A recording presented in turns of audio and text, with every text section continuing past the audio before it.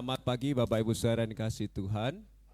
Ya, puji Tuhan pagi ini kita boleh kembali berbakti bersama-sama untuk memuji memuliakan nama Tuhan. Mari perhatikan beberapa pengumuman dan warta jemaat sebelum kita melanjutkan.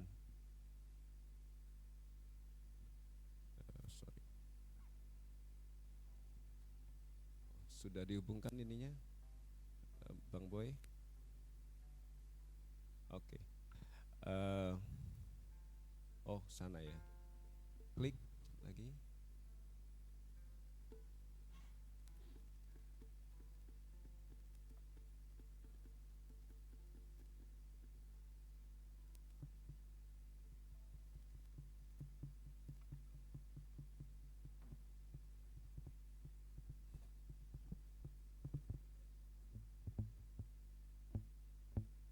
Mati.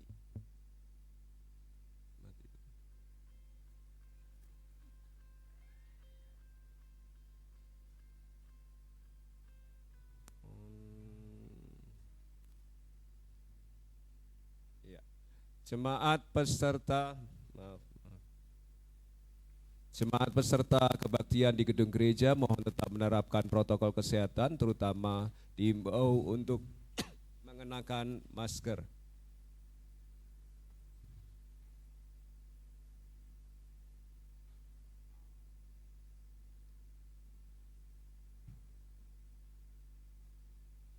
Setelah kebaktian, ada rapat urusan gereja untuk mendengar laporan keuangan gereja dan membahas kebutuhan dana Natal 2023.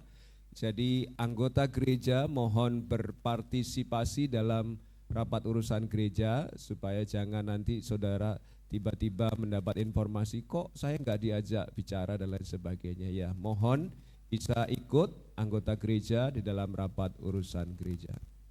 Setelah kebaktian ini juga akan ada rapat guru sekolah minggu membicarakan beberapa hal termasuk persiapan untuk acara-acara di bulan September. Gereja Baptis Indonesia Mekarsari merayakan ulang tahun ke-17 hari ini Minggu 27 Agustus 2023 dan mengundang, kita diberi jatah 10 orang dari Gereja Baptis Cibubur yang nanti akan diwakili oleh keluarga pendeta dan vokal grup pria Baptis Cibubur ya. Supaya kita sekalian mengisi acara di sana. KPW Ciracas bersekutu di rumah Saudara Alban atau Bapak Sistiono hari Minggu 3 September 2023 jam 4 sore, membawa acara Ibu Deborah atau Bapak Halomoan, pemain musik Saudara Peter, Firman Tuhan Pendeta Aryo. Dan Minggu 17 September akan ada promosi sekolah minggu yang akan dilakukan oleh para guru sekolah minggu, jadi mohon kesiapan para guru sekolah minggu. Di Minggu 24 Septembernya akan ada apresiasi, kenaikan kelas, dan kehadiran tertinggi sekolah minggu sehingga mohon para guru dan murid untuk mempersiapkan acara tersebut, menyukseskan acara tersebut.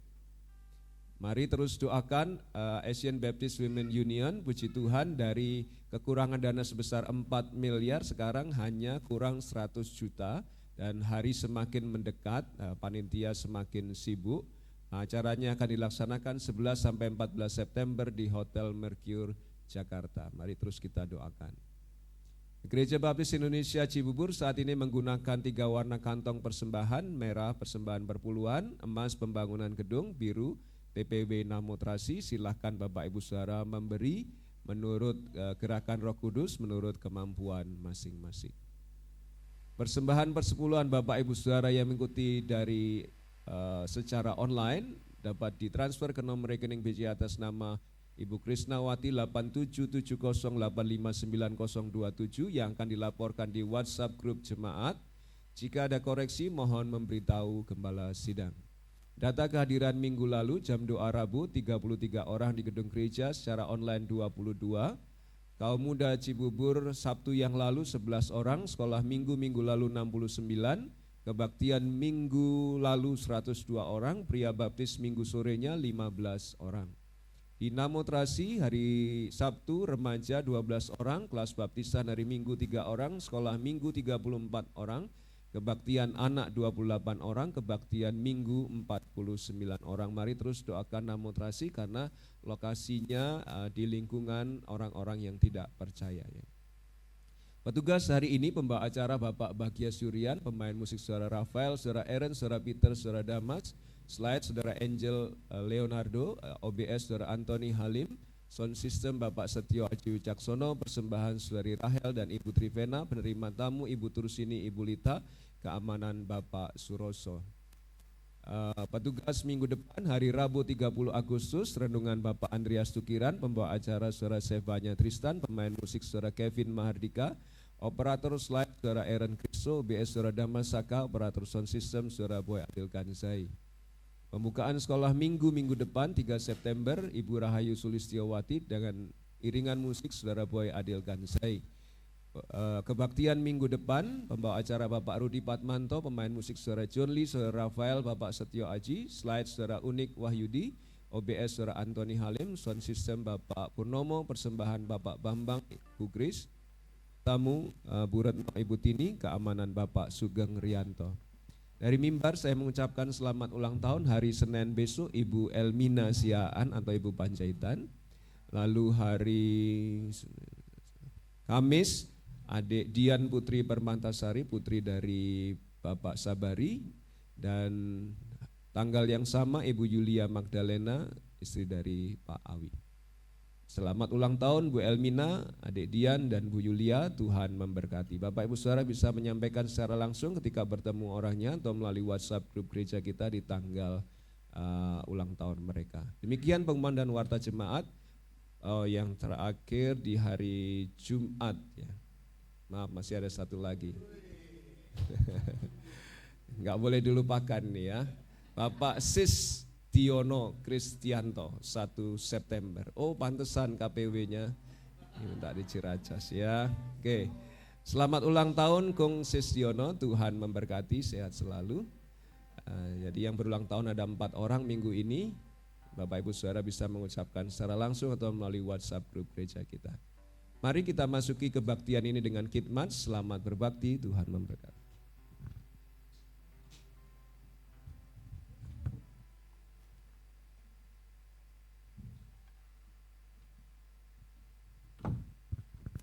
Shalom.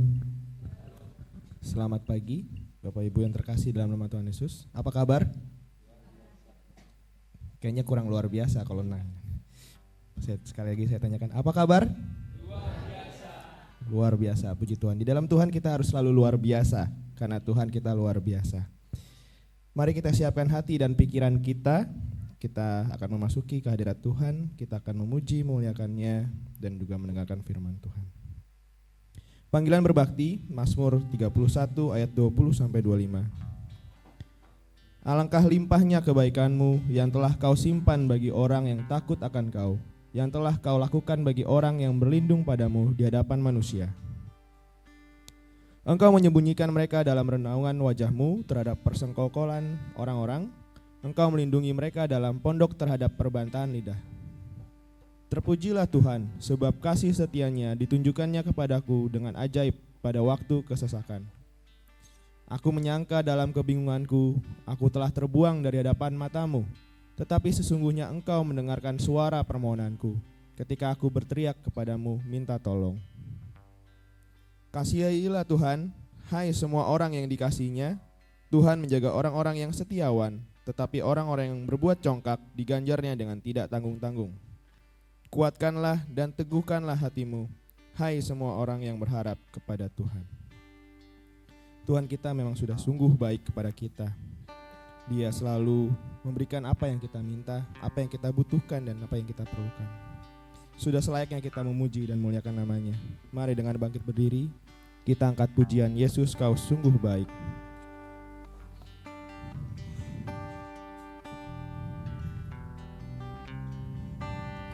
Mari kita puji Dia, Tuhan. Ku mau memuji-Mu, ku selalu puji-Mu, ku mau menyembah-Mu, ku selalu sembah-Mu. Kau yang layak terima semua pujian, kemuliaan hanya bagi Tuhan. Yesus, Engkau sungguh baik. Yesus, Kau sungguh baik. Yesus, nama-Mu indah. Yesus, ku cinta Kau selalu, ku tinggikan, ku agungkan. Yesus, Kau sungguh baik. Yesus, Kau sungguh baik. Yesus, nama-Mu indah. Yesus, ku cinta Kau selalu, ku tinggikan, ku agungkan selamanya. Ku mau memuji-Mu Tuhan, ku mau memuji-Mu, ku selalu puji-Mu, ku mau menyembah-Mu, ku selalu sembah-Mu. Kau yang layak terima semua pujian, kemuliaan hanya bagi Tuhan. Yesus, Kau sungguh baik.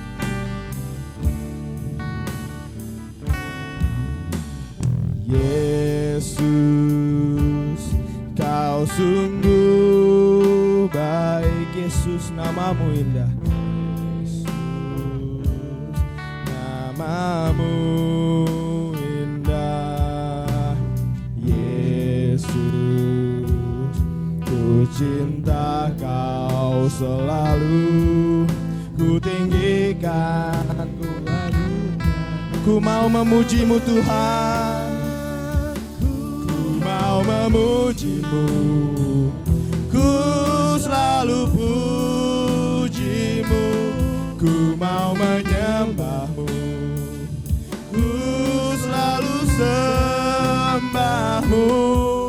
Kau yang layak terima semua pujian, kemuliaan hanya bagi-Mu. Ku mau memuji-Mu, ku mau memuji-Mu, ku selalu puji-Mu, ku mau menyembah-Mu, ku selalu sembah-Mu.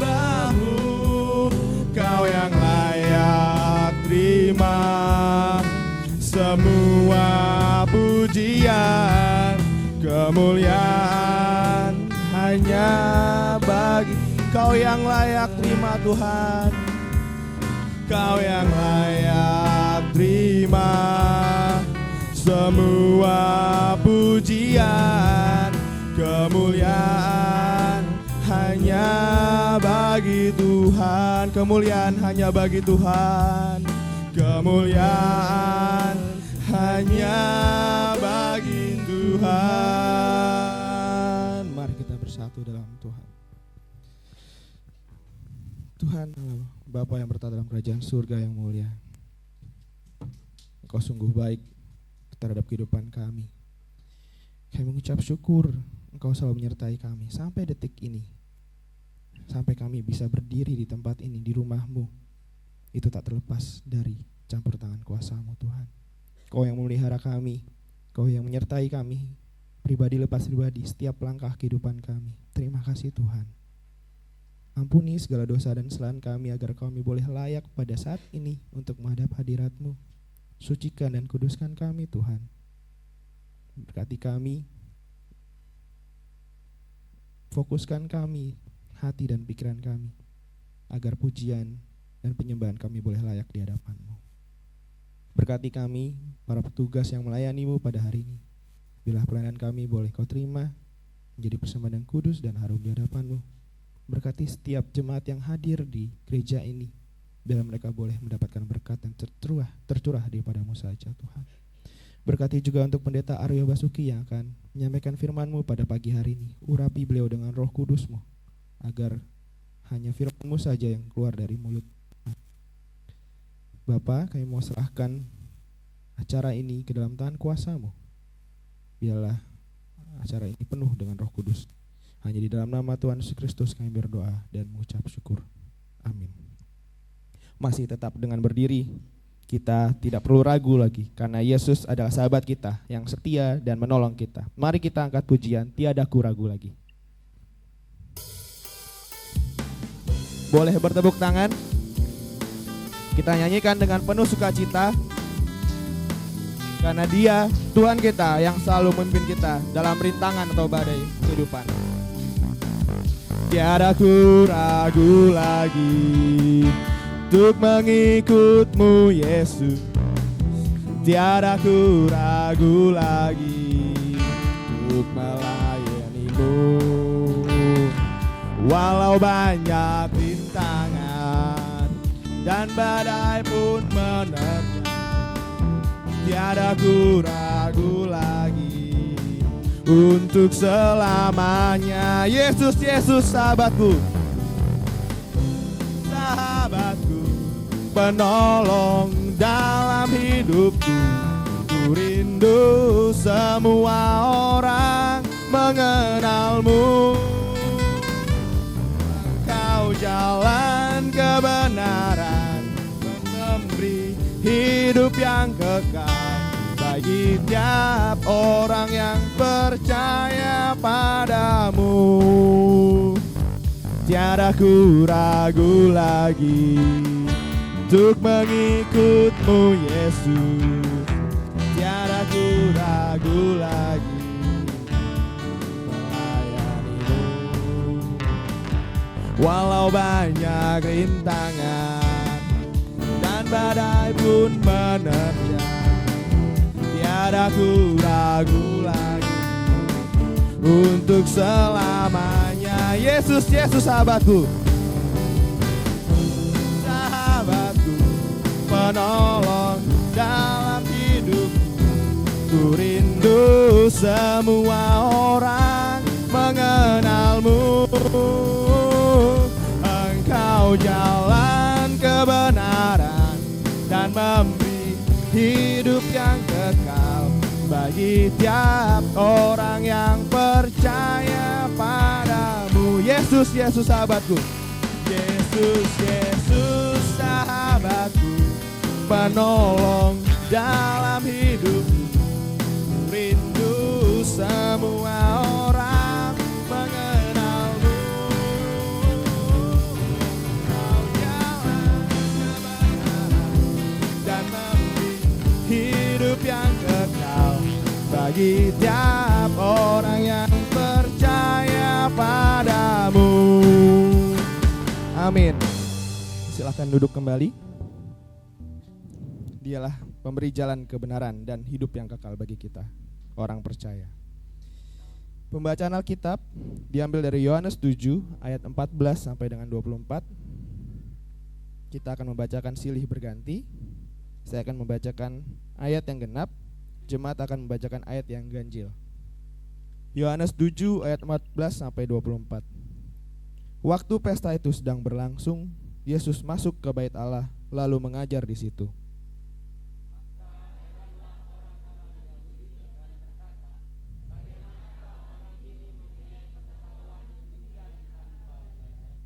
Jawab Yesus kepada mereka, ajaranku tidak berasal dari diriku sendiri, tapi dari Dia yang telah mengutus aku.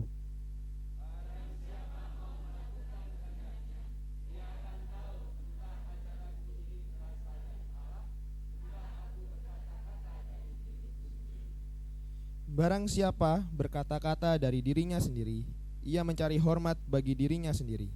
Tetapi barang siapa mencari hormat bagi Dia yang mengutusnya, ia benar dan tidak ada ketidakbenaran padanya.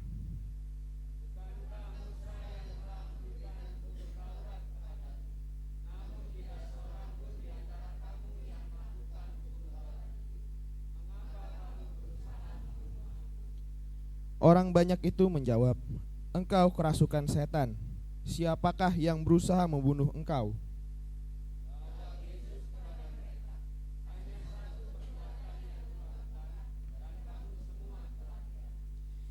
Jadi Musa menetapkan supaya kamu bersunat.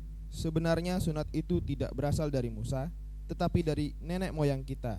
Dan kamu menyunat orang pada hari Sabat.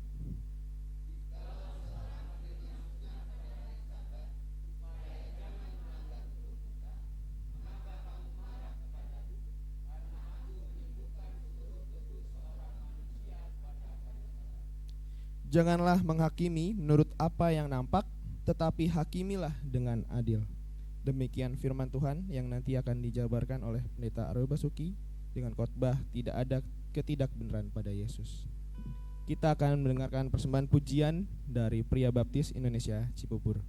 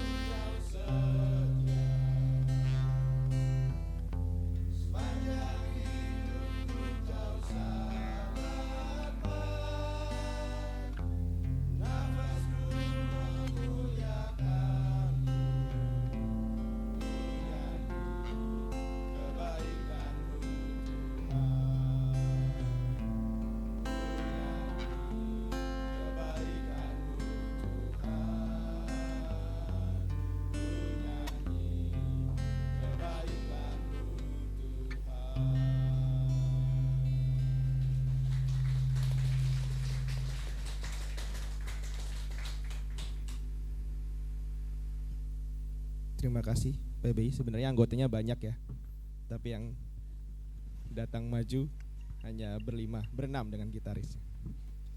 Oke, baik, kita akan kembali masuk memuji dan memuliakan nama Tuhan.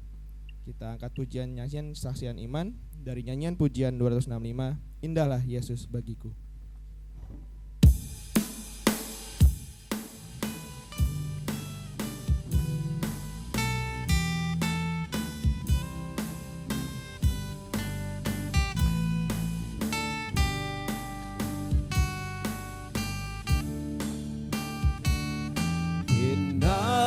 Yesus menebus dan Raja, ku selalu menyanyi memuji Dia.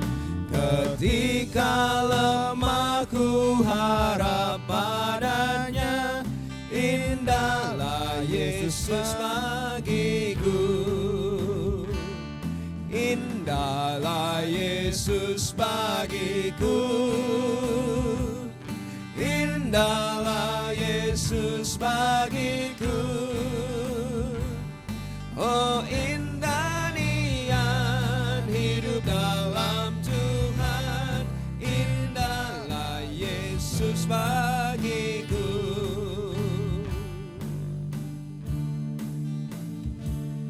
Berdiri Tuhan mengetuk hatiku, bersabar menanti ku buka pintu. Sayang ia harus lama menunggu. Indahlah Yesus bagiku. Indahlah Yesus bagiku. Indahlah Yesus bagiku. Oh, indah nian hidup dalam Tuhan. Indahlah Yesus bagiku.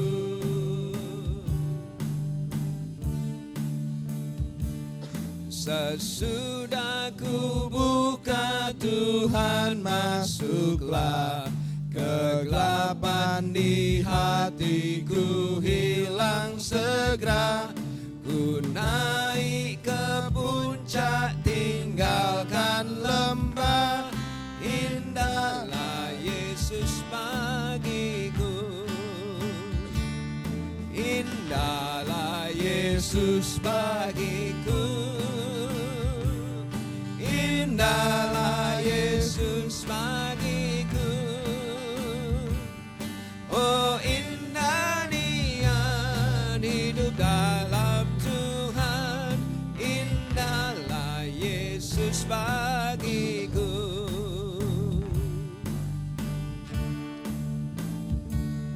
Hatiku memuji sebab janjinya. Kelak karena imanku masuk surga.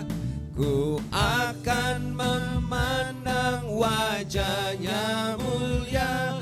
Indahlah Yesus bagiku. Indahlah Yesus bagiku. Indahlah Yesus bagiku. Oh, indah nian hidup dalam Tuhan. Indahlah Yesus bagiku. Tiba saatnya kita akan memberikan persembahan dan perpuluhan. Seruan memberi dari Kisah Para Rasul 20 ayat 35. Dalam segala sesuatu telah kuberikan contoh kepada kamu, bahwa dengan bekerja demikian kita harus membantu orang-orang yang lemah dan harus mengingat perkataan Tuhan Yesus. Sebab ia sendiri telah mengatakan, adalah lebih berbahagia memberi daripada menerima.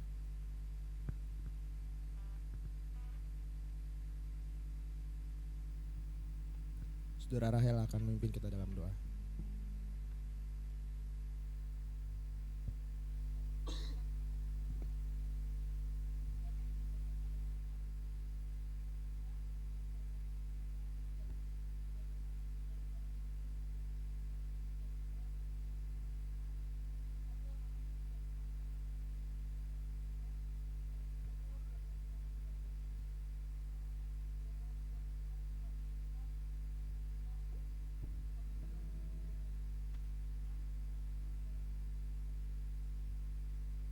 Untuk mengiringi kantong persembahan dan mempersiapkan hati kita mendengarkan firman Tuhan, kita angkat pujian dari nyanyian pujian 40, Ku Cinta Padamu.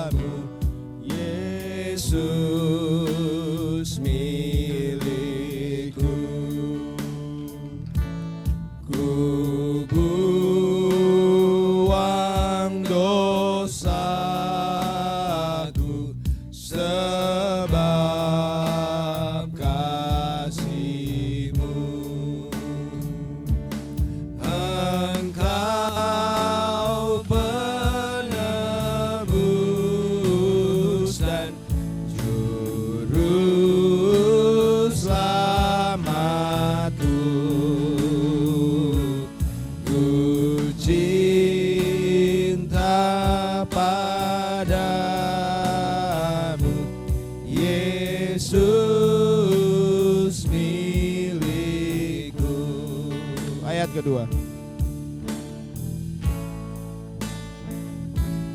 Ku cinta padamu sebab kasih-Mu, dosaku dihapus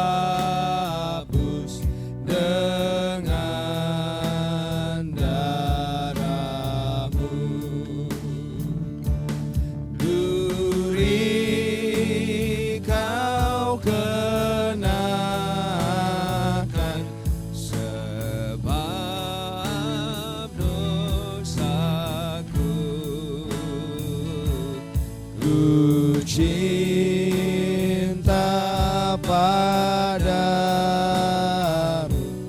Yesus milikku. Ayat ketiga,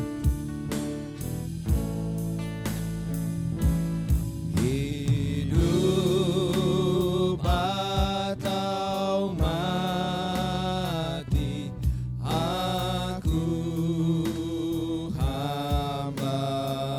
Pendeta Aryo dipersilahkan maju ke depan.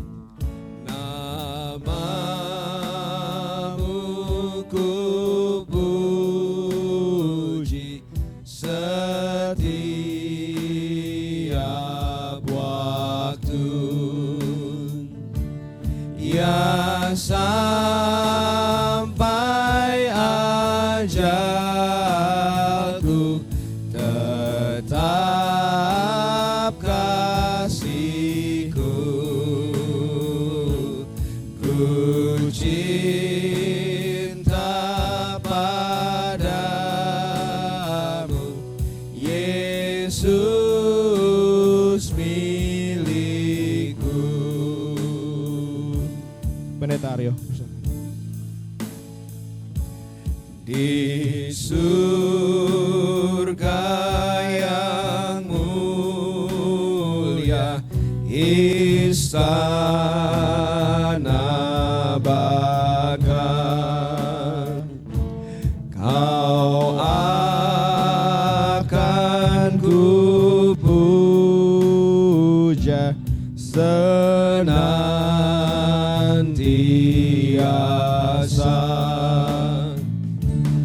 Indahlah mahkota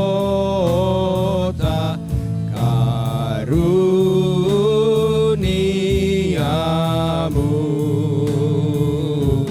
ku cinta padamu, Yesus milikku.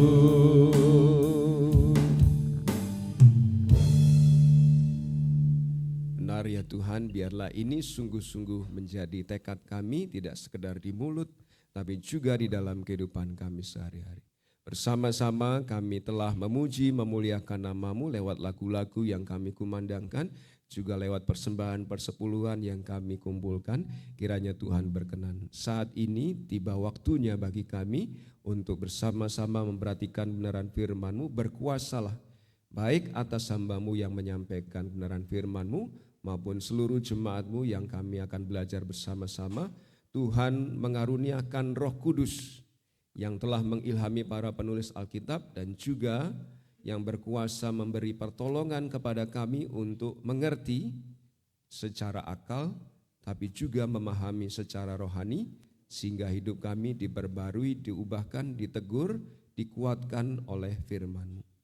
Izinkan kami menikmati berkat firman-Mu seutuhnya, di dalam nama Tuhan kami Yesus Kristus kami mohon pimpinan-Mu. Haleluya, amin.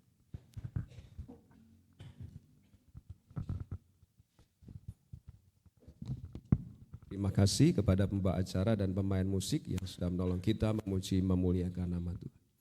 Bapak Ibu Saudara, cara mengecek uang itu asli atau palsu bagaimana ya?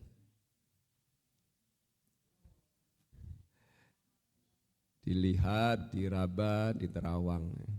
Kalau saya sih mudah aja ya. Tadi saya mau pinjam 100 dari istri saya enggak ada. Kalau sampai ini saya lipat, saya banting, lalu kacamatanya lepas berarti palsu. Nggak mungkin kacamatanya lepas, tapi kalau kacamatanya lepas berarti palsu nih. Atau kalau saya bawa gini-gini, istri saya mendekat, wah itu asli pasti. Ya. Tapi kalau secara Bank Indonesia ada yang seperti Bapak Ibu Saudara tadi sebut, dilihat, ada terlihat gambar utama, terlihat nominal pecahannya, ada benang pengaman aslinya, ada logo BI-nya dengan tinta berubah warna. Lalu kemudian diraba, kalau ada bagian kasar, pada bagian tertentu, ada kode tunanetranya juga, supaya orang dengan tunanetra bisa menandai, oh ini uang 50.000. Ya. Ya. Lalu ada watermark-nya, ada gambar saling isi itu yang sebelumnya ya 11 sama aja ya. Ada logo BI begitu yang saling mengisi gambarnya ya, saya lupa mencantumkan lupa. Nah itu ya. Nah karena kita akan mendekati pemilu, kalau menurut websitenya KPU 171 hari lagi. Bagaimana cara cek anggota legislatif yang benar atau tidak benar? Slide berikutnya. Oke, slide berikutnya lagi. Oh itu yang BI ya. Nah ini tahun lalu, tahun sebelumnya, periode sebelumnya saya milihnya PDI ya. Tapi nggak tahu sekarang ya. Itu calon-calonnya PDI Jakarta Timur Dapil 1 ya. Saudara nggak harus ikut saya ya. Terserah pilihan saudara, mau PSI juga boleh, mau yang bagus-bagus lah ya. Tapi caranya gimana mengecek caleg yang benar? Ya. Dengan cara, kalau menurut pendapat saya, lihat kiprahnya. Lihat gerakannya di masyarakat. Mungkin pernah promosi di sini, tapi kemudian nggak ada apa-apanya terhadap kita. Ya, nggak ada bantuannya terhadap kita. Nggak ada gerakannya terhadap kita. Atau terhadap masyarakat, mikirnya dirinya sendiri, perjuangannya diri sendiri. Kalau dibaca dari berita, oh orang ini tak pilih kok nggak ada perjuangannya ya buat masyarakat dan lain sebagainya. Gitu ya. Saya periode sebelumnya milih Nababan itu sama Tampu Bolon, Patak semua ya. Ya. Oke. Saudara bebas pilih siapa ya, saya tidak promosikan orang. Ya, karena saya tidak tahu ya hati orang. Kadang-kadang kita sudah dipilih, kita sudah milih, tahu ketangkep korupsi, aduh. Gak enak, karena kita bukan Tuhan ya yang tahu seseorang. Tapi kita lihat aja rekam jejaknya dan lain sebagainya. Nah sekarang bagaimana cara cek juru selamat yang benar? Kalau menurut yang baru saja kita baca, yang saya akan sampaikan, lihat asalnya dari mana. Lihat ajarannya bagaimana. Wah, ajarannya yang penting istrinya banyak, Pak. Bahkan kalau di surga yang penting bisa hubungan intim dengan istri. Aduh, mikirnya kok seks terus ya. Di dunia seks, di sana mikirnya seks. Lihat ajarannya. Ya, lihat tujuan hidupnya. Juga lihat pekerjaan atau karyanya. Nah, di yang kita pelajari minggu lalu, Yohanes 7 ayat 12, ketika Yesus diam-diam akhirnya ikut pesta Pondok Daud, ya, Pondok Daun itu, ada dua tanggapan terhadap pribadi Yesus. Ada ngomong, itu orang baik, itu orang baik. Tapi juga ada yang menganggap, wah jangan, itu orang menyesatkan. Tapi yang mengherankan bagi saya, orang terdekatnya, ini kalau sampai orang terdekatnya, ini lagi rame perseteruan antara komisaris bank apa dengan istrinya yang dititipi uang haram tapi istrinya nggak mau. Perseterunya sama si Manjunta itu, petugas hukum pengacara itu yang si Manjunta. Omarudin ya, terima kasih. Ada yang ikut juga rupanya. Jadi, ada dua tanggapan terhadap Yesus dan orang dalam sendiri yang kenal paham dia gak percaya juga, yaitu saudara-saudaranya. Slide berikutnya. Ada saudara-saudara Yesus yang tidak percaya, namanya Yakobus, Yoses, Yudas, dan Simon. Markus 6 ayat 3. Bukan Simon yang ini ya, Simon ini percaya Yesus.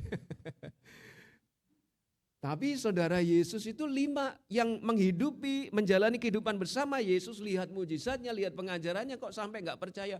Loh Pak Pendeta, orang dalam saja gak percaya kok Pak Pendeta mau percaya kepada Yesus. Tapi siapa, kalau gak ngikutin kisah selanjutnya gak tahu, tapi akhirnya Yakobus itu percaya kepada Yesus, bahkan memimpin jemaat Yerusalem, salah satunya menulis surat Yakobus, Yudas itu juga menulis surat Yudas, itu saudaranya Yesus. Tapi di Yohanes 7 ayat 5 mereka tidak percaya kepada Yesus dikatakan. Pada waktu itu. Tapi kemudian akhirnya percaya. Sehingga Bapak Ibu Saudara dari sini kita akan bersama-sama melihat bagaimana kita mengetahui bahwa Yesus yang kita imani itu benar. Yang pertama, Yesus adalah benar karena alasan beberapa ini ya. Slide berikutnya, Yesus benar itu menurut Yohanes 7:18, barang siapa berkata-kata dari dirinya sendiri, ia mencari hormat bagi dirinya sendiri, tetapi barang siapa mencari hormat bagi Dia yang mengutusnya, ia benar dan tidak ada ketidakbenaran padanya. Yesus sedang menunjuk dirinya orang atau pribadi yang mencari hormat bagi Allah yang mengutusnya, orang itu benar, yaitu saya, yaitu Yesus ya. Yesus sedang bicara tentang dirinya sendiri, saya benar dan tidak ada ketidakbenaran pada saya, kata Yesus gitu ya. Sehingga Yesus secara eksplisit, secara jelas ya menyindir dirinya bahwa saya ini benar dan tidak ada ketidakbenaran kepada dirinya ya. Slide berikutnya, sehingga Yesus kemudian karena itu waktu itu dia khotbah di memasuki sebuah bait Allah dan kemudian menyampaikan pembicaraannya, mengajar. Orang-orang berkerumun termasuk pemimpin-pemimpin Yahudi yang di Yohanes pasal 5 sudah bermasalah dengan dia. Tapi kemudian Yesus menjelaskan ini loh buktinya kalau saya benar. Ya, slide berikutnya di ayat. Nah, waktu Yesus mengajar di bait Allah, ia maaf.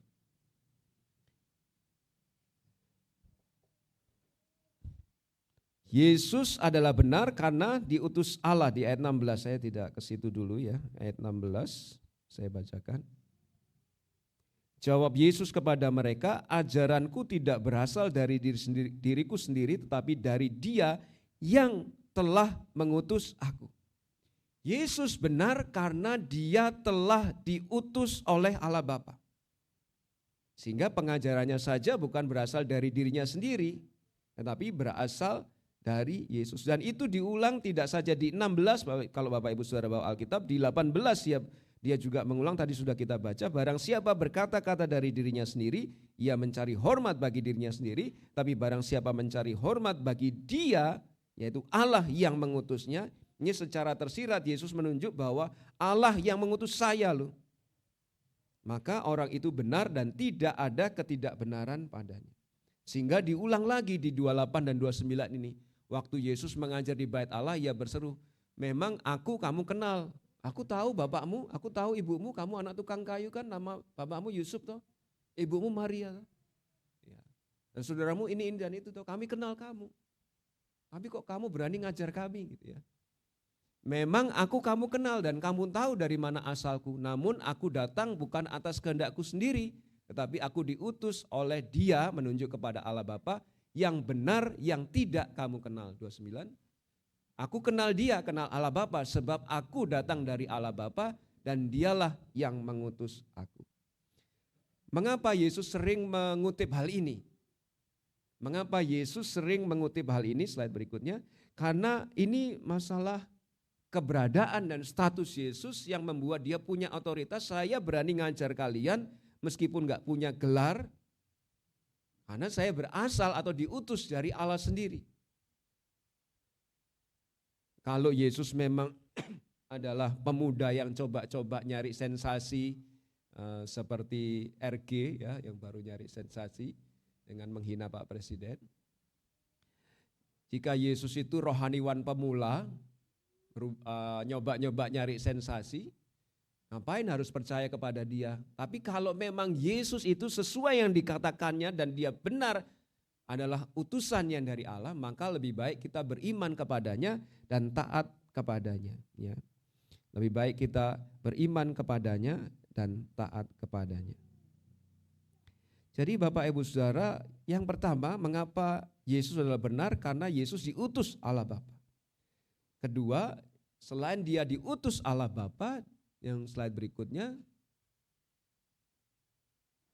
ya, sehingga kalau kita menolak Yesus berarti menolak Allah yang mengutus Dia. Wong diutus Allah kok saudara tolak, berarti menghina yang mengutus ya. Sehingga di Yohanes 5 ayat 23 kita sudah pelajari beberapa minggu yang lalu, barang siapa tidak menghormati Yesus, ia tidak menghormati Allah Bapa. Jadi kalau ada orang, saya beriman kepada Allah kok, tapi nggak percaya kepada Yesus, dia sama saja dengan tidak menghormati Allah Bapa. Karena Allah Bapa mengutus Yesus. Dan itu sudah jelas ya. Sehingga Bapak Ibu Saudara yang dikasihi Tuhan, itu alasan pertama. Alasan kedua mengapa Yesus benar, karena Yesus mengajarkan kebenaran dari Allah Bapa.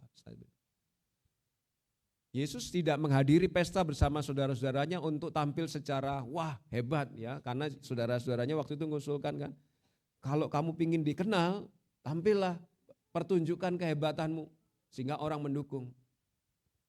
Tapi kalau itu terjadi, dan orang-orang bakal menjadikan Yesus sebagai raja politik, padahal Yesus kedatangan yang pertama bukan tujuan itu. Kedatangan pertama untuk mati, baru kedatangan yang kedua sebagai raja, yang juga sebagai hakim. Tapi di tengah-tengah pesta dia pergi ke bait suci secara diam-diam dan kemudian tidak tahu saudaranya, artinya tidak disertai saudaranya, dan dia mulai mengajar.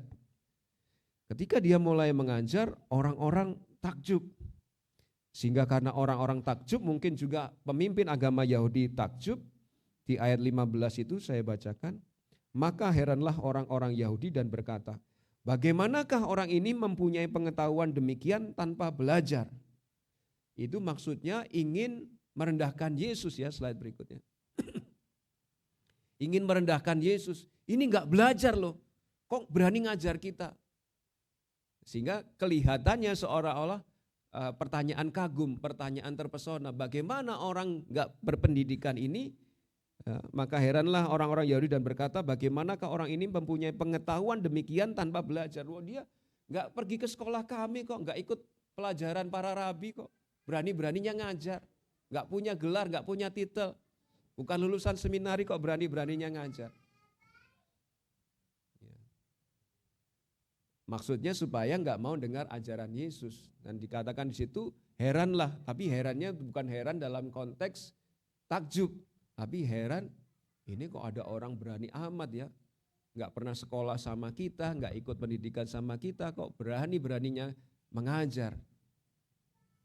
Tapi anehnya orang-orang di sekitarnya itu takjub dengan pengajarannya, dengan pengajaran Yesus. Sehingga menanggapi tuduhan itu, slide berikutnya, Yesus berkata di ayat 16, jawab Yesus kepada mereka, ajaranku tidak berasal dari diriku sendiri, tetapi dari Dia yang telah mengutus aku. Ini bukan bikinan saya sendiri, juga bukan karena saya ikut sekolah kamu, tapi dari Dia yang mengutus saya, yaitu dari Allah Bapa langsung. Seolah-olah Yesus hendak berkata, saya enggak butuh gelar dari kalian, status pendidikan dari kalian. Karena saya menyampaikan kebenaran langsung dari Allah yang mengutus saya ke sini untuk mengajar. Padahal kadang-kadang kita ya kalau ada undangan KKR kita lihat ini pengkhotbahnya titelnya apa nih? Doktor. Tapi kalau menyesatkan meskipun doktor ya percuma ya. Kasihan yang disesatkan ya. Tapi kadang-kadang kita melihat gelar seseorang sebelum menghadiri sebuah KKR ya. Yesus mengajar langsung, kebenaran langsung dari Allah, hidupnya benar, ajarannya benar, karena slide berikutnya dalam perkara rohani, para pemimpin Yahudi itu berdasarkan asumsi, dugaan yang tidak dari Allah dan kemungkinan besar tidak dari Allah karena mereka mengarang-arang sendiri, wong peraturan hukum Taurat saja ditambahin lagi, kalau hari Minggu nggak boleh ngangkat kasur lah dan lain sebagainya. Sebaliknya Yesus berasal dari Allah sehingga meskipun nggak punya gelar akademis menurut pemimpin Yahudi, dia punya otoritas. Dia bisa mengajar tentang Allah, tentang manusia, dosa, bahkan memberitahu gini loh caranya mendapat hidup kekal lewat saya, lewat percaya kepada saya, menerima roti hidup. Tidak ada yang bisa dapat sampai kepada Bapa kecuali melalui saya. Dia punya otoritas itu. Sehingga ketika dia selesai mengajar hal itu, slide berikutnya. 17, barang siapa mau melakukan kehendaknya, ia akan tahu entah ajaranku ini berasal dari Allah, entah aku berkata-kata dari diriku sendiri. Artinya Yesus sudah mengajarkan, gini loh, kalau kamu mau tahu apakah pengajaran saya ini benar, coba taati. Bukan sekedar baca, bukan sekedar lihat dari luar. Ya. Barang siapa mau melakukan kehendaknya, ia akan tahu entah ajaranku ini berasal dari Allah, entah aku berkata-kata dari diriku sendiri. Jadi untuk tahu, untuk ngetes apakah pengajaran Yesus benar atau tidak, ya jalani hidup bersama Yesus, taati perintah Yesus.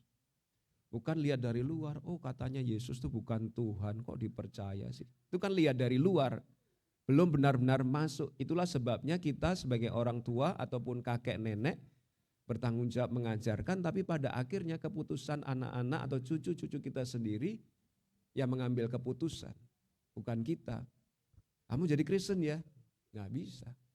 Nggak bisa dipaksakan. Mereka harus buat keputusan sendiri karena di sini harus menaati secara sendiri untuk berpengalaman dengan Allah, untuk mengalami Yesus. Untuk mengalami Yesus. Ada beberapa orang dari orang Kristen bahkan skeptik. Mana aku sudah ikut Kristen udah lama, mana buktinya Yesus bisa mengubah anak saya, istri saya, pendeta saya enggak berubah-berubah, hidupnya kayak gitu aja. Hidup saya juga enggak berubah. Setelah saya telusuri loh, kamu enggak membaca, merenungkan firman Tuhan, enggak bersekutu dengan Tuhan, mengalami langsung Tuhan kok. Gimana mau mengalami Tuhan? Sehingga bukan nyalahin Pak Pendetanya yang khotbah atau nyalahin guru sekolah minggunya enggak bisa memperbarui seseorang, orang yang kita kenal. Tapi kalau tidak mempersilahkan Yesus benar-benar masuk, berkuasa, mengalami secara langsung dengan cara baca Alkitab, merenungkan firman Tuhan, bersaat teduh setiap hari ya. Gimana mau mengalami Tuhan? Ada banyak orang di sekeliling Yesus pada waktu itu, tapi yang merasakan mujizat siapa? Perempuan yang pendarahan yang dengan iman pegang jubahnya Yesus. Sembuh pendarahan. Mungkin ada banyak orang ngaku jadi Kristen, tetapi yang benar-benar mengalami Yesus, yang dengan iman datang dan menjamah Yesus. Ya, saudara meskipun jadi Kristen 15 tahun, 30 tahun, kalau enggak menghidupi di dalam Yesus, ya enggak mengalami apa-apa. Seperti kata yang orang yang skeptik tadi, mana katanya Yesus bisa mengubah orang. Mbok saudara datang ke gereja 7 kali sehari, enggak akan mengubah saudara kalau tidak mengalami Yesus secara langsung. Tuhan, saya ingin mengalami Engkau. Baca renungkan firman-Nya, taati firman. Secara umum jika orang datang kepada Injil, baca Alkitab, sebagai seorang pencemooh ia akan membaca dan meninggalkan tetap sebagai pencemooh. Karena tidak mengizinkan Yesus berkuasa.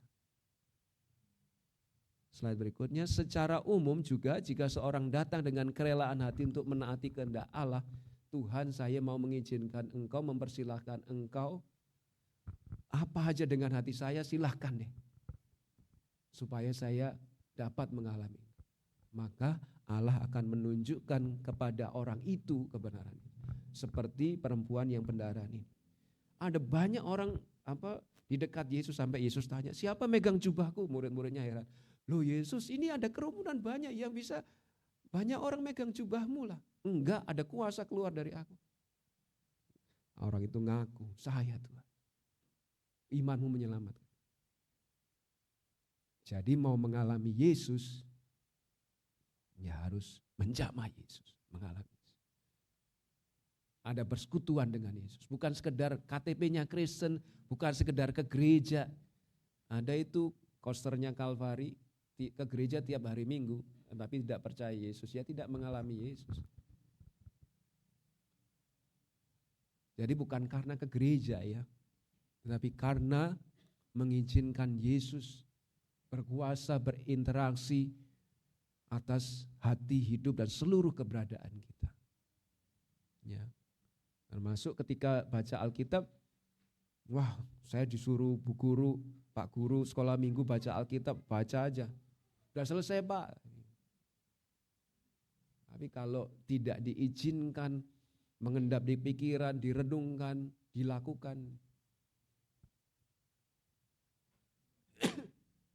Oke, slide berikutnya.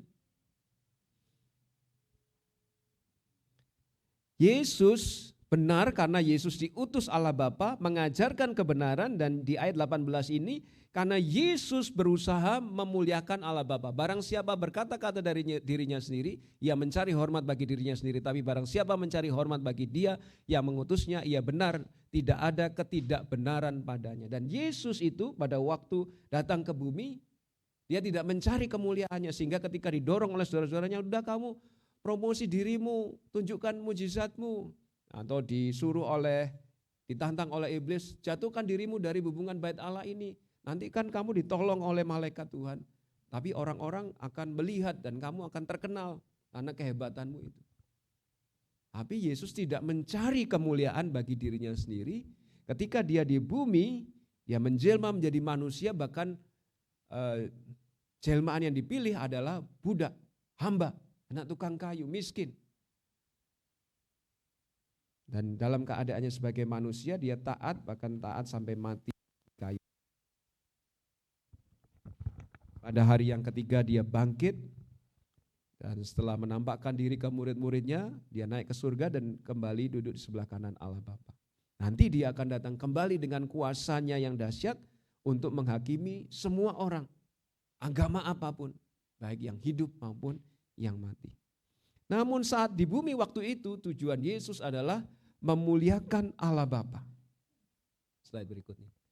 Tujuan Yesus saat datang di bumi pada waktu itu, Dia memuliakan Allah Bapa. Slide berikutnya. Slide berikutnya. Ya. bukan ijazahnya yang dimuliakan. Bukan ini loh, aku lulusan sekolah rabi itu, sekolah guru-guru Yahudi itu.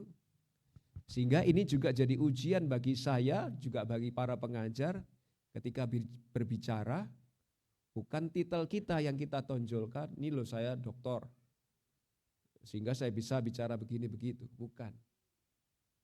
Tetapi apakah yang kita muliakan Yesus dan firman Yesus? Itu ujian. Sehingga saya tidak masalah hari Rabu mencantumkan orang-orang untuk menyampaikan firman Tuhan. Yang penting jangan mengajar Yesus bukan Tuhan aja. Kalau sampai mengajar itu sudah minggu depan gak usah dijadwal, bulan depan gak usah. Tapi kalau mengajarkan yang masih cocok dengan firman Tuhan ya, meskipun caranya mungkin sederhana, mungkin gak punya pengalaman sekolah seminari dan lain sebagainya, ya saya gak mau ngoreksi. Kebenaran firman Tuhan yang disampaikan kok bukan sekedar pikirannya sendiri. Kalau kebenaran firman Tuhan yang disampaikan ya sudah lanjut saja. Gak peduli lulusan apa, S1, S2, S-teler atau apa. Yang penting yang disampaikan firman Tuhan. Kalau menyimpang dari firman Tuhan meskipun S3 atau S-dawat nggak dijadwal ya. Tapi kalau tidak menyimpang dari firman Tuhan, meskipun nggak lulus, nggak dapat S ya, anget-anget saja, ya boleh menyampaikan. Jika seseorang bermegah dalam gelar akademisnya dan berusaha meninggikan dirinya sendiri, dia bukan guru kebenaran Allah yang sejati. Sebaliknya kalau kita sadar kita sedang menyampaikan firman Tuhan, mungkin bapak-bapak yang menyampaikan firman Tuhan sama seperti Tuhan, siapa sih saya? Kok dipakai menyampaikan firman Tuhan? Siapa saya? Tapi itulah indahnya melayani dalam Tuhan. Sehingga kita mengajak orang mengagumi Dia, bukan titel kita, gelar kita, pendidikan kita. Bukan fasih lidahnya kita, tapi Dia. Slide berikutnya. Yesus melakukan itu.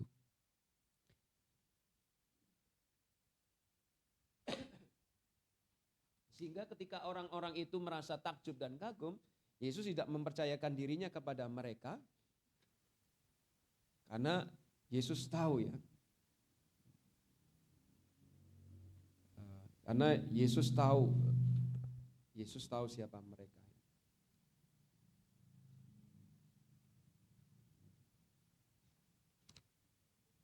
Sehingga kemudian kita akan melihat selanjutnya di ayat 19 sampai 23 ya. Kenapa Yesus itu adalah juru selamat yang benar? Ayat 19, bukankah Musa yang telah memberikan hukum Taurat kepadamu, namun tidak seorang pun di antara kamu yang melakukan hukum Taurat itu, mengapa kamu berusaha membunuh aku? Slide berikutnya. Orang banyak itu menjawab, engkau kerasukan setan, siapa yang berusaha membunuh engkau? 21. Jawab Yesus kepada mereka, hanya satu perbuatan yang kulakukan dan kamu semua telah heran, yaitu ketika Dia menyembuhkan orang lumpuh di dekat kolam Bethesda. Lumpuhnya sudah lama itu juga. 22. Jadi Musa menetapkan supaya kamu bersunat, sebenarnya sunat itu tidak berasal dari Musa, tetapi dari nenek moyang kita, dan kamu menyunat orang pada hari Sabat. 23. Jikalau seorang menerima sunat pada hari Sabat supaya jangan melanggar hukum Musa, jadi diharuskan keturunan Yahudi disunat pada hari ke-8. Nah, dari lahir sampai hari ke-8 itu pas hari Sabat, ya tetap harus disunat supaya tidak melanggar hukum Musa. Ya, ini maksudnya. Jikalau seorang menerima sunat pada hari Sabat karena hitungan 8 harinya itu ya, kok pas hari Sabat ya tetap harus disunat. Tujuannya apa? Supaya tidak melanggar hukum Musa. Nah itu kok boleh? Sementara saya, mengapa kamu marah kepadaku karena aku menyembuhkan seluruh tubuh seorang manusia pada hari Sabat. Menyembuhkan orang lumpuh yang dekat Bethesda itu, kok kalian marah? Nah kalian saja menyunat orang kalau kebetulan pas hari Sabat boleh kok, diperbolehkan, padahal itu menyakiti tubuh seseorang. Nah ini saya menyembuhkan tubuh seseorang yang lumpuh, kok malah enggak boleh, kok malah kalian marah. Itu maksud Yesus ya, di ayat 23. Mengapa Yesus benar? Karena Yesus sebenarnya melakukan pekerjaan ajaib. Yesus sedang menunjukkan, saya nggak ada cacatnya, saya nggak ada kejahatan, saya tidak ada ketidakbenaran. Tapi mereka menyombongkan diri, ya slide berikutnya, mereka menyombongkan diri seolah-olah menaati hukum Taurat, ya. Ya, Yesus tidak ada cacat, kejahatan, ketidakbenaran dalam diri Yesus, slide berikutnya. Tapi mereka menyombongkan diri, ya, seolah menaati hukum Taurat tetapi merencanakan pembunuhan, seolah-olah menaati hukum Taurat tapi merencanakan pembunuhan. Padahal itu ada di hukum Taurat, jangan membunuh, tapi mereka merencanakan pembunuhan menurut Yohanes 5, ya. Tapi orang banyak heran, Yesus kamu kerasukan setan, mana ada kita merencanakan pembunuhan. Mereka enggak tahu, tapi Yesus Maha tahu. Tahu bahwa pemimpin-pemimpin Yahudi itu sedang merencanakan pembunuhan untuk Yesus. Ini sebenarnya menunjukkan bahwa Yesus melakukan perkara ajaib. Tapi yang tidak benar itu menuduh Yesus dirasuk atau kerasukan setan, padahal Yesus adalah yang benar.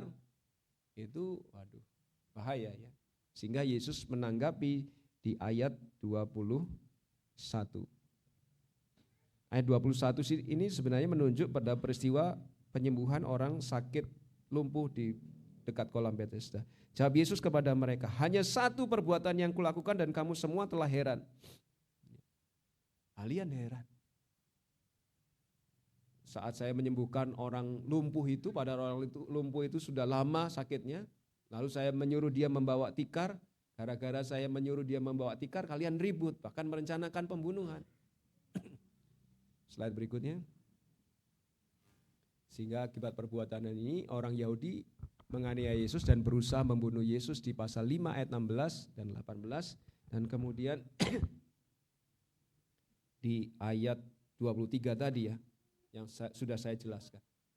Kalau kalian menyakiti tubuh orang dengan sunat dan itu diperbolehkan supaya tidak melanggar hukum Musa, lah saya menyembuhkan orang kok malah nggak boleh. Slide berikutnya. Kalau sampai dia bisa melakukan perbuatan ajaib menyembuhkan orang lumpuh yang sudah lama lumpuhnya itu sebenarnya bukti bahwa dia berasal dari Allah. Dan Nikodemus pernah berkata di Yohanes 3 ayat 2, sebab tidak ada seorang pun yang dapat mengadakan tanda-tanda yang kau adakan itu jika Allah tidak menyertai. Enggak mungkin kalau Allah tidak beserta dengan engkau, Yesus. Slide berikutnya. Atau seperti yang dikatakan ada orang buta sudah buta sejak lahir disembuhkan Yesus. Dan orang itu berkata, kalau orang itu tidak datang dari Allah, dia nggak bisa apa-apa. Atau seperti yang Yesus sendiri katakan, slide berikutnya di Yohanes 10 ayat 378. Jikalah aku tidak melakukan pekerjaan-pekerjaan Bapakku, janganlah percaya kepadaku. Loh, bahkan Yesus mengatakan, kalau aku nggak melakukan pekerjaan Bapa, nggak usah percaya deh, nggak apa-apa. Tetapi jikalau aku melakukan pekerjaan Bapakku dan kamu tidak mau percaya kepadaku, percayalah pekerjaan-pekerjaan itu supaya kamu boleh mengetahui dan mengerti bahwa Bapa dalam aku dan aku dalam Bapa. Kalau nggak mau percaya kepadaku, percayalah kepada pekerjaanku, lihatlah pekerjaanku. Lah kalian lihat pekerjaan saya di dekat kolam Bethesda kok malah kalian marah. Tapi Yesus sebenarnya menunjukkan bahwa dirinya benar karena melakukan pekerjaan-pekerjaan ajaib. Jadi Bapak Ibu Saudara, dari sini ada beberapa bukti kuat bahwa Yesus adalah benar. Slide berikutnya. Yesus adalah benar karena Yesus diutus Allah. Yesus mengajarkan kebenaran. Dia memuliakan Allah Bapa dan melakukan pekerjaan ajaib dari. Mana ada tokoh agama lain yang sehebat Yesus? Nggak ada sampai hari ini.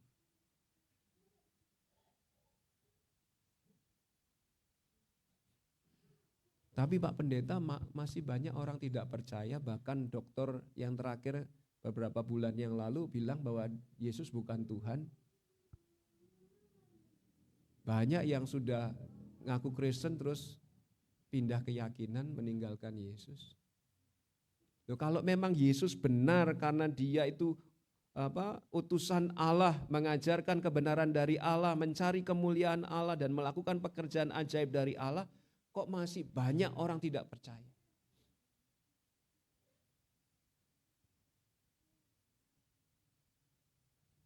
Kok banyak orang menolak Yesus sebagai juru selamat? Ada beberapa alasan dari ayat yang sudah kita baca. Mari perhatikan di ayat 15, Yohanes 7 ayat 15, slide berikutnya. Manusia menghargai perkara yang salah di ayat 15. Maka heranlah orang-orang Yahudi dan berkata, bagaimana orang ini mempunyai pengetahuan demikian tanpa belajar? Yang dihargai mereka apa? Gelar. Pendidikannya harus sekolah di sekolah rabi. Kalau gelarnya bagus, pendidikannya di sekolah rabi, baru deh saya mengakui dia. Tapi karena Yesus tidak semuanya itu, mereka menolak Yesus. Ya. Kalau Yesus mengajar, dia enggak mengutip, oh berdasarkan Rabi Gamaliel, oh berdasarkan guru itu, dia tidak mengutip itu. Yesus hanya berkata, slide berikutnya, kamu pernah mendengar ini, tapi aku berkata kepadamu itu. Kamu pernah mendengar ini, tapi aku berkata kepadamu itu. Tapi dengan mengajar yang demikian tanpa mengutip nama rabi, tokoh terkenal pada waktu itu, Matius di akhir khotbah di bukit, ada yang menyatakan demikian, slide berikutnya.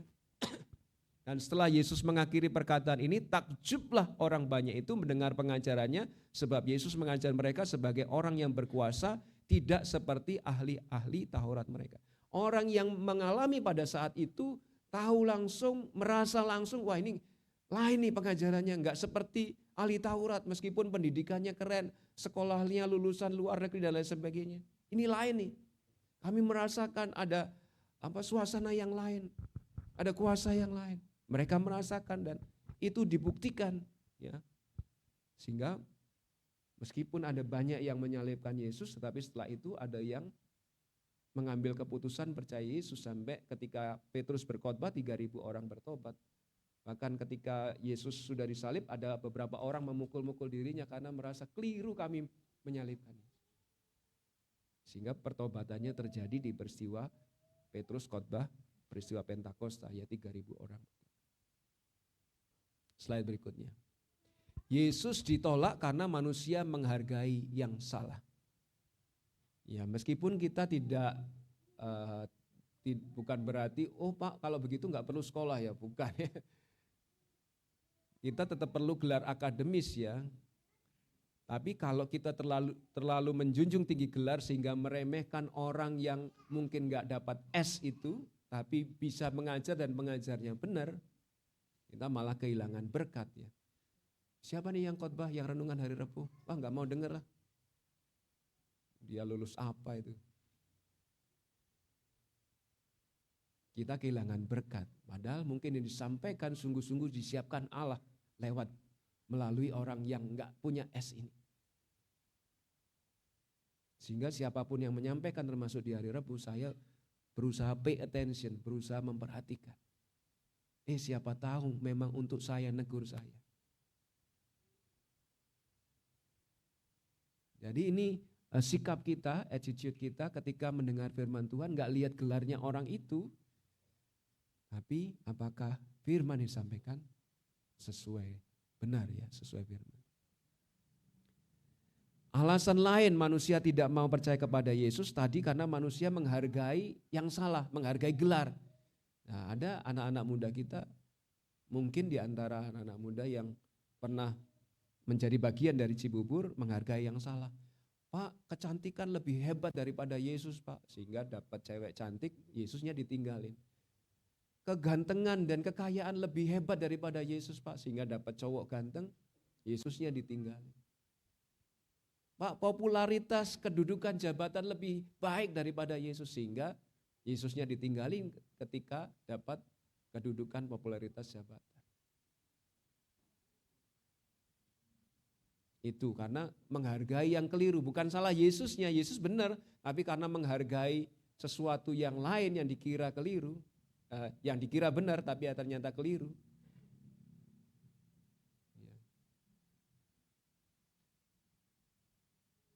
Juga alasan kedua, mengapa manusia tidak menerima Yesus karena tidak mau taat kepadanya. Ayat 17.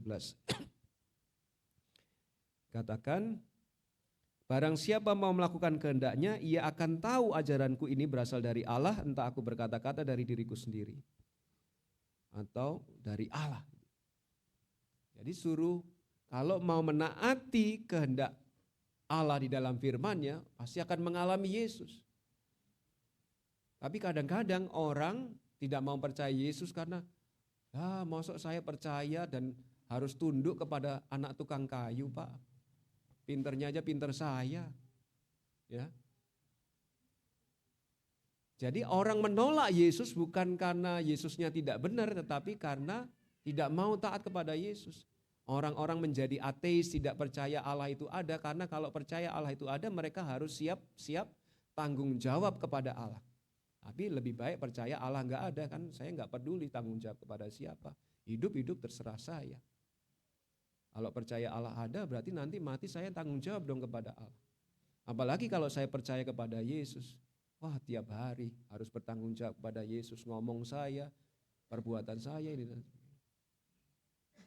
Sehingga karena enggak mau taat kepada Yesus itu, ya lebih baik enggak percaya deh.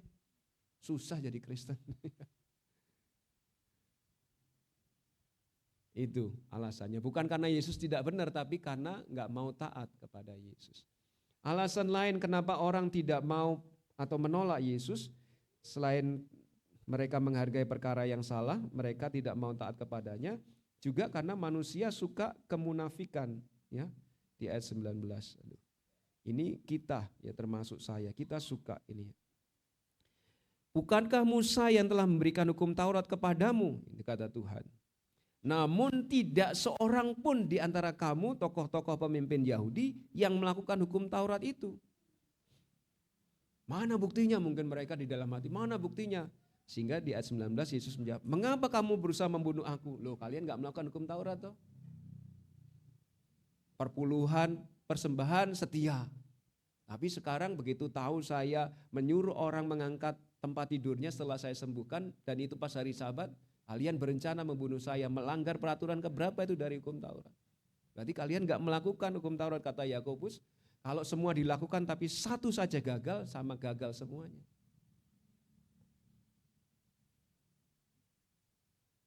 Ya. Sehingga mereka dibongkar ya kemunafikannya oleh Yesus.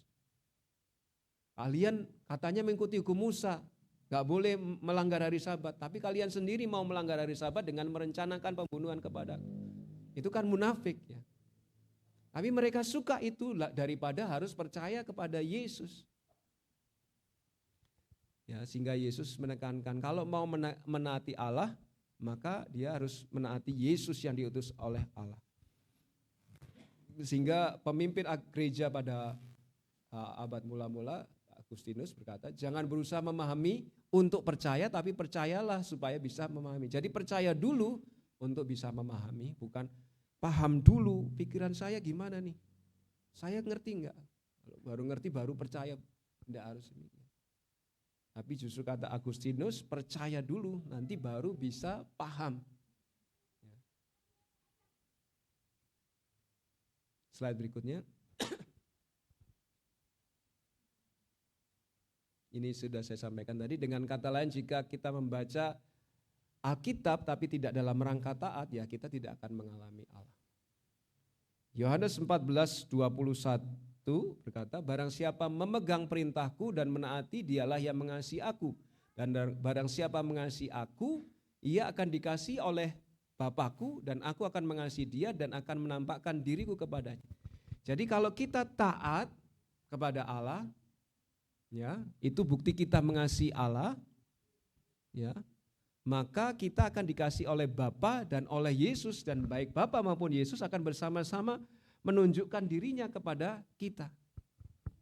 Sehingga Bapak Ibu Saudara yang sudah lama didoakan nyari kerjaan, didoakan supaya usahanya berhasil dan lain sebagainya, cari Allah dulu deh. Setia dulu sama Allah. Matius 6:33 itu berlaku. Kalau nggak mengasihi Allah, nggak setia kepada Allah, nggak taat kepada Allah, Allah nggak akan menampakkan diri, menyatakan kasih-Nya kepada kita. Matius 6:33 secara simpel, carilah dahulu kerajaan Allah dan kebenarannya. Bahwa kita sampai bibir kita berbusa mendoakan Bapak Ibu Saudara supaya berhasil. Kalau Bapak Ibu Saudara nggak taat dulu kepada Allah, nggak bakal berhasil. Mau coba berapa tahun silahkan. Karena rumusnya sudah ada di Matius 6:33, juga di Yohanes 14:21. Mau aku menunjukkan diri kepada kalian, setia dulu kepada, taati aku dulu. Ya, slide berikutnya. Yesus benar tapi ditolak karena manusia suka kemunafikan, ini yang saya ceritakan tadi. Diungkapkan kedok mereka menantang Yesus, suka kemunafikan. Dan slide berikutnya, oke, slide berikutnya sudah saya jelaskan. Ya, terus. Nah ini kita suka ini ya, legalisme adalah ketika seseorang menaati aturan-aturan tertentu yang dibuat oleh manusia atau bagian-bagian firman Tuhan yang dapat ia lakukan secara lahiriah supaya orang lain lihat, supaya orang lain lihat kita suci, kita hebat, tapi bagian yang lain yang tidak orang lain lihat kita berdosa, ya sama saja ya. Itu legalisme. Slide berikutnya. Karena Tuhan tahu pikiran kita. Tuhan tahu kalau orang Yahudi mau membunuh dia. Sangatlah bodoh jika kita mencoba menunjukkan, ini loh saya suci, saya hebat, tapi kita mengabaikan dosa yang lain. Sombong, malas, apalagi slide berikutnya. Hawa nafsu, egois, iri hati. Itu kemunafikan legalistik dan Yesus menegur itu. Tapi orang Yahudi lebih suka itu daripada percaya Yesus. Ini lebih gampang Pak Pendeta. Kelihatan baik, merasa seolah-olah masuk surga, ya, tapi nggak masuk surga. Tapi lebih gampang daripada harus ikut Yesus. Ya. Slide berikutnya. Ini yang ketiga, mengapa Yesus benar tapi ditolak? Karena manusia dalam pengaruh iblis. Ayat 20. Ini Yesus yang dituduh ada pengaruh iblis ya, tapi ini sungguhnya menunjukkan mereka penuh iblis. Orang banyak ini menjawab, engkau kerasukan setan, siapakah yang berusaha membunuh engkau? Orang banyak mungkin tidak tahu niat orang Yahudi membunuh Yesus, namun mereka menuduh Yesus kerasukan setan. Kalau mereka menuduh Yesus kerasukan setan pada Yesus adalah utusan Allah dan orang benar, itu berarti menunjukkan bukti bahwa mereka sendiri sedang berada di bawah pengaruh setan. Ya. Slide berikutnya. Kamu paranoid, Yesus ngira kita bunuh kamu padahal enggak. Tapi Yesus tahu ada yang mau bunuh dia. Kalau menuduh orang saleh itu sebagai dipengaruhi setan, itu ya pengaruh setan berarti. Kalau kita menuduh orang benar, orang saleh, kamu Yudas Iskariot ya. Padahal orang itu benar ya. Bisa jadi yang nuduh itu yang dibawa pengaruh setan. Saya enggak mau menghakimi tapi ya, urusannya dia. Slide berikutnya. Rasul Yohanes memberitahu kita tahu bahwa kita berasal dari Allah dan seluruh dunia berada di bawah kuasa si jahat. Seluruh dunia berada di bawah kuasa si jahat, dipengaruhi si jahat. Supaya enggak lihat Yesus, enggak percaya kepada Yesus. Dan itu menjadikan orang-orang menolak Yesus. Slide berikutnya. Yaitu orang-orang yang tidak percaya, yang pikirannya telah dibutakan oleh ilah zaman ini sehingga mereka tidak melihat cahaya Injil tentang kemuliaan Kristus yang adalah gambar Allah. Jadi kalau ada orang, ini sudah diinjili berkali-kali kok nggak percaya. Ini sudah hidup dengan saya orang Kristen kok dia nggak mau percaya. Karena ada di bawah pengaruh kuasa roh jahat. Dan pernah dialami Paulus, pernah dialami kita semua. Tapi oleh pertolongan Allah itu disingkirkan sehingga kita bisa menerima cahaya Injil tentang kemuliaan Kristus. Ya. Kalau ada orang menolak Yesus, bukan semata-mata Yesus tidak punya bukti bahwa dirinya benar, tapi karena orang itu ada di bawah kuasa iblis. Dan yang terakhir, karena alasan mengapa orang menolak Yesus, karena slide berikutnya. Karena manusia menghakimi berdasarkan penampilan luar menurut Yohanes 7:24 tadi ya. Janganlah menghakimi menurut apa yang nampak, tetapi hakimilah dengan adil. Kalian menghakimi saya karena saya menyembuhkan orang lumpuh dan menyuruh dia angkat kasurnya. Itu kalian menghakimi bahwa saya tidak berasal dari Allah, itu kata Yesus. Tapi jangan menghakimi berdasarkan yang nampak dong. Hanya gara-gara saya terlambat datang kebaktian aja saya dituduh Yudas Iskariot. Kan berarti dianggap berdasarkan yang nampak saja. Emang kamu Tuhan tahu hati saya? Ya, saya kadang nggak gubris begitu. Saya pernah dihakimi juga ya. Pak pendeta ini pedulinya kepada orang kaya saja. Kalau ada orang miskin minta bantuan nggak ditolong. Terserah kamu mau bilang apa, Tuhan tahu. Ya, silakan menghakimi. Tapi Yesus mengajarkan kalaupun menghakimi, jangan berdasarkan yang nampak saja. Gara-gara saya nggak bisa menolong kamu, lalu kamu menuduh, Pak pendeta ini nggak mau menolong orang miskin, maunya menolong orang kaya saja. Silakan. Tapi jangan menghakimi berdasarkan yang nampak saja, hakimilah dengan adil maksudnya Yesus. Sungguh-sungguh kenal saya, baru kamu bisa menghakimi. Slide berikutnya. Berhentilah menghakimi berdasarkan penampilan, tetapi hakimilah dengan penilaian yang adil. Mereka yang menghakimi Yesus karena menyembuhkan seorang dan menyuruh orang itu membawa tikar, keliru. Nah, menghakimi berdasarkan penampilan. Kadang orang nggak mau percaya Yesus, wah kata orang-orang lain dia bukan Allah kok. Loh, kata dokter yang pinter itu, dia bukan Allah kok, dia bukan juru selamat, ya nggak jadi percaya deh. Karena dari luar saja nggak mau belajar sungguh-sungguh.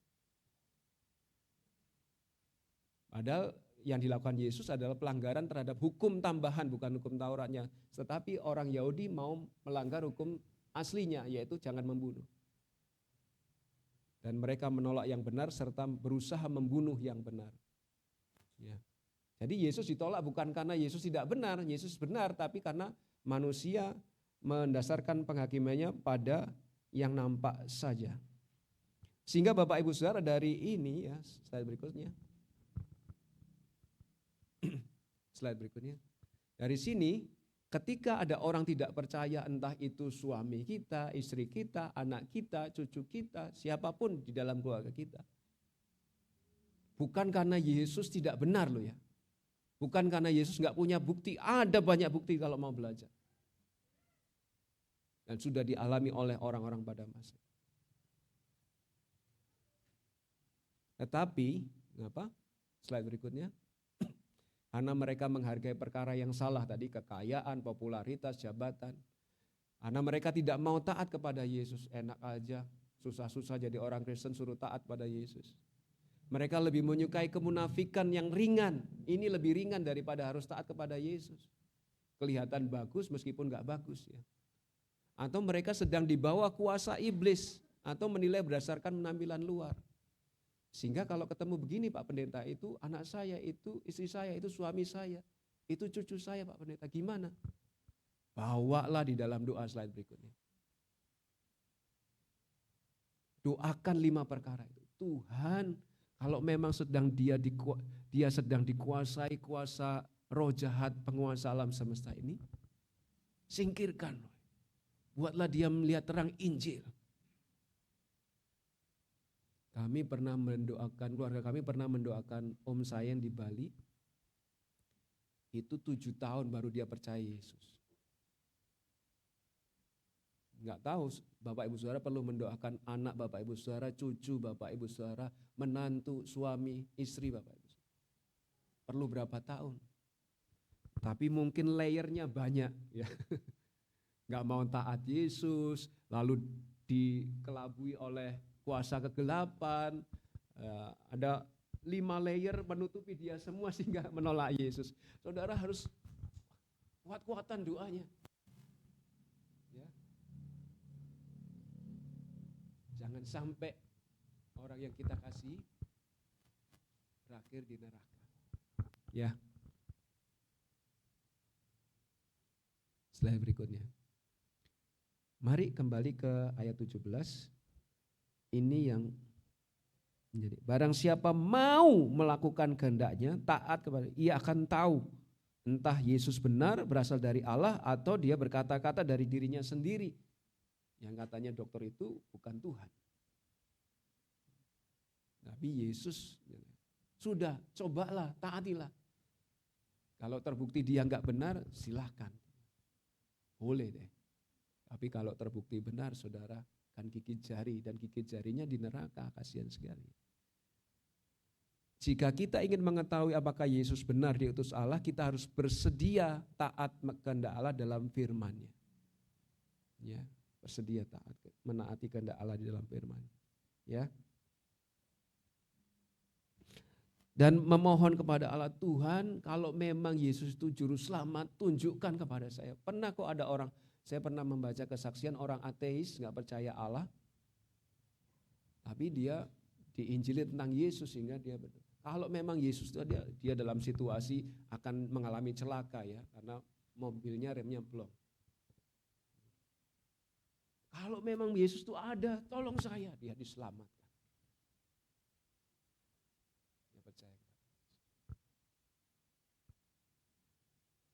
Kalau kita mau membuktikan Yesus benar, belajarlah taat. Kalau kita mau taat, dia akan menunjukkan kepada kita bahwa Yesus adalah Tuhan yang benar dan tidak ada ketidakbenaran pada dia, dan dia layak mendapat iman Bapak Ibu Saudara sekarang dan seterusnya sampai mati, sampai ketemu Yesus. Amin. Mari kita berdoa. Bapa yang baik, terima kasih karena di dalam Alkitab buktinya banyak sekali bahwa Yesus benar, Yesus Tuhan, Yesus Juru Selamat. Tolonglah kami yang kadang-kadang terpengaruh dengan situasi dunia ini, sehingga ada kalanya kami tidak percaya.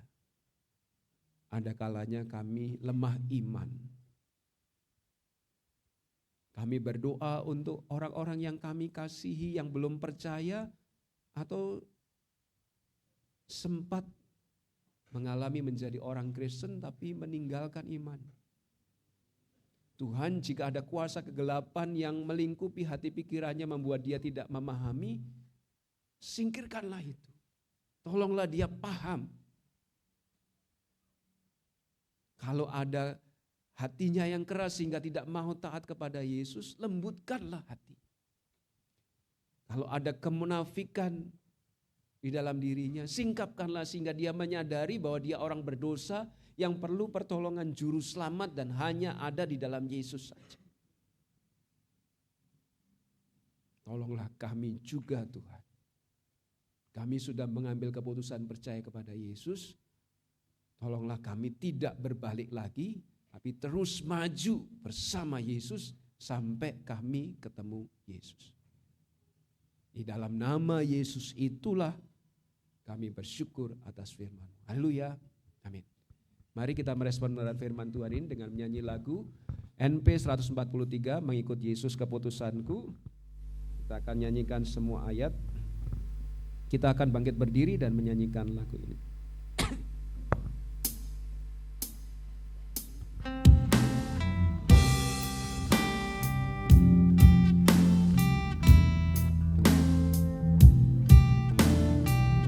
Jika ada yang mau mengambil keputusan, silakan.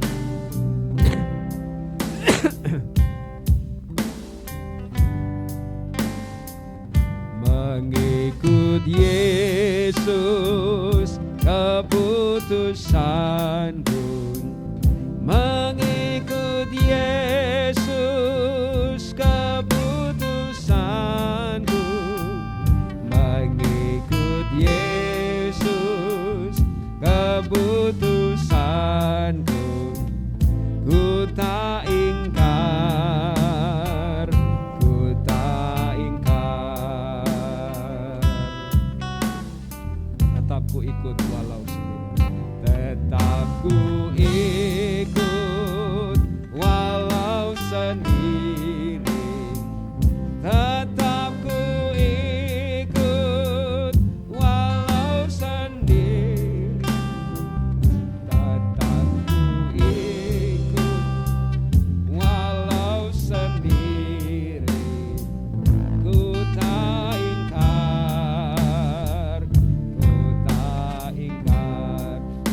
setiap kita. Ku ikut sampai ku lihat Yesus.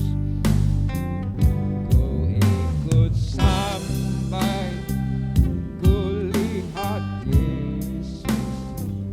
Ku ikut sampai ku lihat Yesus. Ku ikut sampai ku lihat Yesus. Ku tak ingkar, ku tak ingkar. Bapa di surga, biarlah ini sungguh-sungguh menjadi tekad kami bahwa mengikut Yesus adalah keputusan kami pribadi lepas pribadi, dan biarlah itu kami jalani meskipun mungkin suatu saat nanti kami harus sendiri mengikut Yesus. Tapi kami mau mengikut Yesus sampai kami bertemu Yesus. Dan biarlah kami tidak memikirkan pilihan yang lain. Karena hanya Yesus yang benar, tidak ada ketidakbenaran pada Yesus. Terima kasih atas firman. Meteraikanlah atas setiap kami. Izinkanlah jemaat-Mu satu persatu mengalami kuasa dan hadirat-Mu ketika mereka mendahulukan untuk mencari kerajaan Allah dan kebenarannya di dalam hidup mereka. Tapi Engkau Allah yang baik, yang menerbitkan matahari bagi yang jahat maupun yang baik, yang mencurahkan hujan bagi orang benar maupun orang tidak benar. Sehingga kepada kami yang sering menyakiti hati-Mu pun Engkau mengasihi kami. Kami berterima kasih bahwa Engkau berkenan memberkati kami. Tapi tolonglah kami semakin mengasihi Engkau ya Allah, dapat mengasihi dan memberkati orang-orang di sekitar kami melalui hidup kami. Tolonglah kami untuk menjalani hidup sesuai dengan kehendak Tuhan sehingga hati Tuhan senang, berkenan mencurahkan berkat, kasih dan rezekinya yang khusus untuk kami yang menyenangkan Tuhan. Kami akan berpisah satu dengan yang lain. Akan ada rapat anggota gereja sejenak, Tuhan memimpin supaya hikmat Allah menaungi kami. Aktivitas-aktivitas kami selanjutnya, kami senantiasa perlu Tuhan. Tanpa Tuhan kami tidak bisa. Tapi bersama Tuhan kami sanggup menanggung segala perkara. Dan kami ingin menikmati janji-Mu, Engkau tidak pernah meninggalkan kami. Terima kasih. Saudaraku yang terkasih, kiranya kasih yang dari Allah Bapa, anugerah yang dari Yesus Kristus, hadirat persekutuan di dalam Roh Kudus menyertai Bapak Ibu Saudara semua, mulai saat ini sampai Maranatha, Tuhan Yesus datang menjemput orang percaya. Di dalam nama Yesus yang penuh kuasa, kami bersyukur dan berdoa. Haleluya. Amin. Bapak antarlah.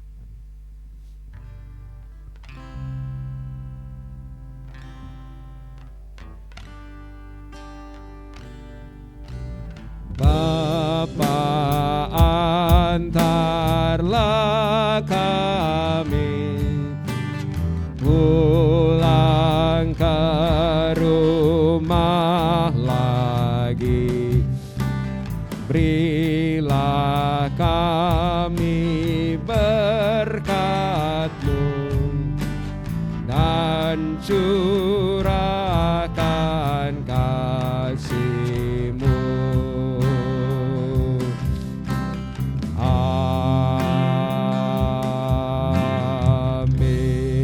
Selamat siang, Tuhan memberkati. Silakan bersaat teduh sejenak.